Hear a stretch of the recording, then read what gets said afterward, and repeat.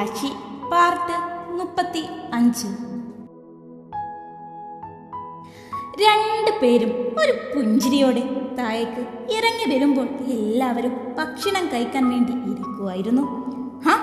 അമ്പലത്തിലേക്ക് പോകുവാൻ ഒരുങ്ങിയോ മക്കളെ? ആഹാ, അമ്പലത്തിൽ പോകുവാണോ? നല്ല കാര്യം.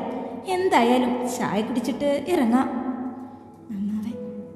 രണ്ടുപേരും തിളങ്ങിയിട്ടുണ്ടല്ലോ. നിന്റെ ചേട്ടനും ചേട്ടത്തിയും ഒന്ന് തിളങ്ങട്ടെ ഇനി. ശ്രീ അതും പറഞ്ഞ് കാശിയും ശ്രീയും ഒരു പുഞ്ചിരിയോടെ അവിടെ വന്നിരുന്നതും ഓപ്പോസിറ്റ് ഇരിക്കുന്ന ഗൗരിയെ നോക്കി ശ്രീ പുഞ്ചിരിച്ചെങ്കിലും അവളത് മീണ്ടി വെച്ചില്ല. ശ്രീ അവളെ ഒന്ന് സങ്കടത്തിൽ നോക്കി ഭക്ഷണം കഴിക്കാൻ തുടങ്ങി. അയ്യോ, ദോശയിലേക്ക് ചമ്മന്തി ഉണ്ടാക്കി വെച്ചത് കൊണ്ടുവരാൻ ഞാൻ മറന്നല്ലോ. അത് സാരമില്ല അമ്മേ, ഞാൻ കൊണ്ടുവരാം. ശ്രീ അവൾ അതും പറഞ്ഞ് പെട്ടെന്ന് എണീറ്റ് അടുക്കളയിലേക്ക് പോയി. ചമ്മന്തി പാത്രം കണ്ടതും അവളത് പുഞ്ചിരിയോടെ എടുത്തു. ശ്രീ അത് കൊണ്ടുവന്ന് പുഞ്ചിരിയോടെ കാശിക്ക് വിളമ്പി നൽകിയ ശേഷം അപ്പുറത്തിരിക്കുന്ന ആരവിനും അമ്മക്കും അമ്മാവനും അങ്ങനെ ശ്രീ വിളമ്പിക്കൊണ്ടേ നിൽക്കുമ്പോൾ കാശിനാഥൻ ദോശ കഴിച്ചുകൊണ്ട് ഇടയിൽ വെള്ളം കുടിച്ച് ഓപ്പോസിറ്റ് ഇരിക്കുന്ന കാശിയേശനെ കണ്ടതും അവൻ്റെ ഭാവവും നോട്ടവുമെല്ലാം വ്യത്യസ്തമായി തോന്നിയതും ആ നോട്ടം പോകുന്ന വഴി കാശിയൊന്ന് പാളി നോക്കുമ്പോൾ ശ്രീയിലേക്കായിരുന്നു. അത് കണ്ട് കാശിനാഥൻ, ശ്രീ വാ, നീ വന്നിരുന്ന് കഴിച്ചേ, അമ്പലത്തിൽ പോകാൻ വൈകില്ലേ? അവൻ ദേഷ്യം നിയന്ത്രിച്ചുകൊണ്ട് അത് പറഞ്ഞതും ശ്രീ പെട്ടെന്ന് കാശിനാഥന്റെ അടുത്തേക്ക് വന്നതും അപ്പോഴാണ് അവളുടെ വയറിൽ നിന്നും തെന്നിമാറിയ സാരി അവൻ ശ്രദ്ധിക്കുന്നത്. ശ്രീ ഒരു പുഞ്ചിരിയോടെ അവിടെ ഇരുന്നതും കാശി പെട്ടെന്ന് ആ സാരി നേരെയാക്കി നൽകി. സാരി തെന്നിപ്പോയത് ഞാൻ കണ്ടില്ല കാശിയേട്ടാ. ശ്രീ പതിയെ പറഞ്ഞതും ഇനി അത് ശ്രദ്ധിക്ക്. അവൻ ഗൗരവത്തിലായിരുന്നു അത് പറഞ്ഞത്. അപ്പോ അവന്റെ നോട്ടം അവളിലേക്ക് മാത്രമല്ല വേറെ പലയിടത്തേക്കുമായിരുന്നു. എന്ന് തുടങ്ങി ഇവൻ ഈ സ്വഭാവം എന്ന് തുടങ്ങിയതാ? ഇങ്ങനെ ഞങ്ങളെങ്ങനെ ഒരുമിച്ച് പോകും? കാശിനാഥൻ ആത്മാ കയ്യിലുള്ള ദോശ ദേഷ്യത്തിൽ പിച്ചിക്കൊണ്ട് കാശി അത് ചിന്തിച്ചു. എന്ത് പറ്റി കാശിയേട്ടാ? കാശിയേട്ടൻ എന്താ ഒന്നും കഴിക്കാത്തത്? ഒന്നുമില്ല. അതും പറഞ്ഞ് അവൻ ഭക്ഷണം കഴിക്കുന്നിടത്ത് വെച്ച് എണീറ്റ് പോയി. ശ്രീ അവൻ പോയ വഴിയെ നോക്കി. അവളും ഒരു ദോശ എങ്ങനെയെല്ലാമോ പെട്ടെന്ന് കഴിച്ച് അവൻ്റെ പാത്രവും അവളുടെ പാത്രവും എടുത്ത് അവൾ അടുക്കളയിലേക്ക് നടന്നു. മോളെ, ഇനി കഴിക്കുന്നില്ലേ? വേണ്ട അമ്മേ. അവൾ അതും പറഞ്ഞുകൊണ്ട് പാത്രം കഴുകി വെച്ചു. ഞങ്ങൾ അമ്പലത്തിൽ പോയിട്ട് വരാം. ശ്രീ എന്നാ അങ്ങനെ ആവട്ടെ. കാശിയേശൻ അവൾ പുറത്തേക്ക് പോകുന്നത് വരെ നോക്കി നിൽക്കുന്നത് ഗൗരി ശ്രദ്ധിച്ചിരുന്നു. ഗൗരി അത് ദേഷ്യത്തോടെ നോക്കി.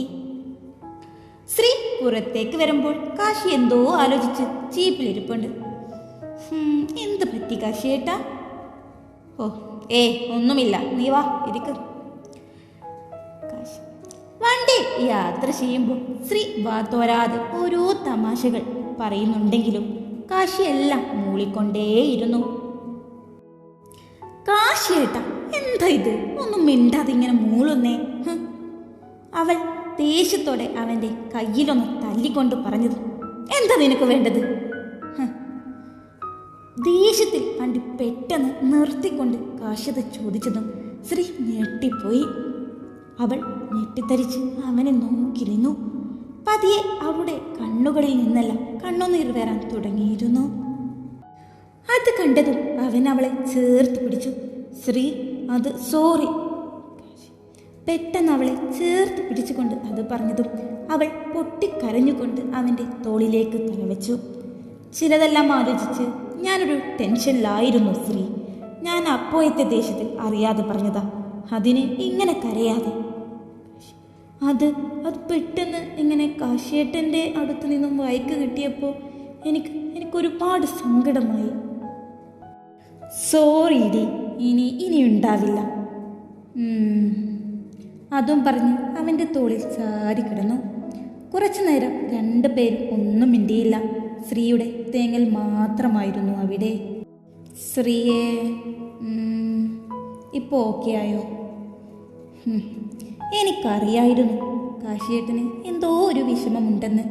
ഞാനതല്ലേ വന്നപ്പോൾ തന്നെ എന്താ പറ്റിയതെന്ന് ചോദിച്ച് ഒന്നുമില്ലെന്ന് പറഞ്ഞിട്ടും എന്തോ വിഷമമുണ്ട് തോന്നിയത് കൊണ്ടല്ലേ ഞാൻ ഓരോ തമാശ പറഞ്ഞ് ചിരിപ്പിക്കാൻ നോക്കിയേ. അവൻ്റെ തോളിൽ തന്നെ കിടന്നുകൊണ്ട് അവൾ പറഞ്ഞു, ഇനി അതൊക്കെ വിട്. ഞാൻ നിന്നെ വഴക്ക് പറഞ്ഞതിന് നീ തിരിച്ചെന്നെ വഴക്ക് പറ, അപ്പോ ശരിയാവില്ലേ? ഇല്ല. പിന്നെ? അവൻ അത് പറഞ്ഞ് തീർന്നേക്ക് അവൾ അവൻ്റെ തോളിൽ കടിച്ചിരുന്നു. അവനത് ഒരു പുഞ്ചിരിയോടെ ഏറ്റുവാങ്ങി. എന്നിട്ട് ഒരു പുഞ്ചിരിയോടെ അവനെ നോക്കി. ഇപ്പൊ ശരിയായി ശ്രീ. അത് കണ്ടതും അവൻ പുഞ്ചിരിയോടെ പുഞ്ചിരിച്ചുകൊണ്ട് വണ്ടി മുന്നോട്ടെടുത്തു. കാശിയും ശ്രീയും അമ്പലത്തിൽ കയറി ഒരു പുഞ്ചിരിയോടെ തൊയ്തിറങ്ങുമ്പോൾ അവിടെ പാനിപ്പൂരി ഉണ്ടാക്കുന്ന ഒരു കട കണ്ട് ശ്രീ അങ്ങോട്ട് നോക്കുന്നത് കാശി ശ്രദ്ധിച്ചിരുന്നു. നിനക്ക് അത് വേണോ? കാശി അത് കേട്ടതും അവൾ അതേ എന്ന് തലയാട്ടി. എന്നാ വാ. രണ്ടുപേരും പുഞ്ചിരിയോടെ അങ്ങോട്ട് നടന്നു. ചേട്ടാ, ഒരു പ്ലേറ്റ് പാനിപ്പൂരി. അത് കേട്ടതും അയാൾ കാശിയുടെ കയ്യിലേക്ക് പാനിപ്പൂരി നൽകിയതും ശ്രീ കൊതിയോടെ കഴിക്കുന്നത് കാശി ഒരു പുഞ്ചിരിയോടെ നോക്കി നിന്നു. കാശിയേട്ടന് വേണ്ടേ? നീ കഴിച്ചോ, ഇതെല്ലാം നിനക്കാണ്. കാശി. അന്ന് മുഴുവൻ അവർ പുറത്തായിരുന്നു. പലയിടങ്ങളിൽ പോയി ഫുഡ് കഴിച്ചും കറങ്ങിയും അവർ വീട്ടിലെത്തുമ്പോൾ രാത്രി 12 മണി കഴിഞ്ഞിട്ടാണ്. വാതിൽ തുറന്നു തരാൻ എല്ലാവരും ഉറങ്ങിക്കാണില്ലേ? ഞാൻ ആരവിനെ ഒന്ന് വിളിച്ചു നോക്കട്ടെ. കാശി ഫോണെടുത്ത് ആരവിനെ വിളിച്ചതും അവൻ പെട്ടെന്ന് തന്നെ എണീറ്റ് വന്നു. ആരവ് ഉറക്കമയക്കത്തിൽ വന്ന് വാതിൽ തുറന്നുകൊണ്ട്, എവിടെയായിരുന്നു 2 എണ്ണം? വിളിച്ചു നിർത്താൻ എന്നെ കെട്ടിയുള്ളൂ. നീ അല്ലേടാ നമ്മുടെ പൊന്നാരണിയൻ. അവൾ അതും പറഞ്ഞ് അവർ അകത്തേക്ക് കയറി. ആരവ് അത് കേട്ടതും ചിരിയോടെ വാതിലടച്ച് അവൻ്റെ മുറിയിലേക്ക് പോയി. കാശിയും ശ്രീയും ഫോണിൽ ഫ്ലാഷും ഇട്ട് മുകളിലേക്ക് കയറി അവരുടെ മുറിയിലേക്ക് പോകുന്ന വഴിയാണ്. ഇതെന്താ ആ മുറി തുറന്നു കിടക്കുന്നേ? അവിടെ ആരും കിടക്കാറില്ലല്ലോ. ശരിയാണല്ലോ.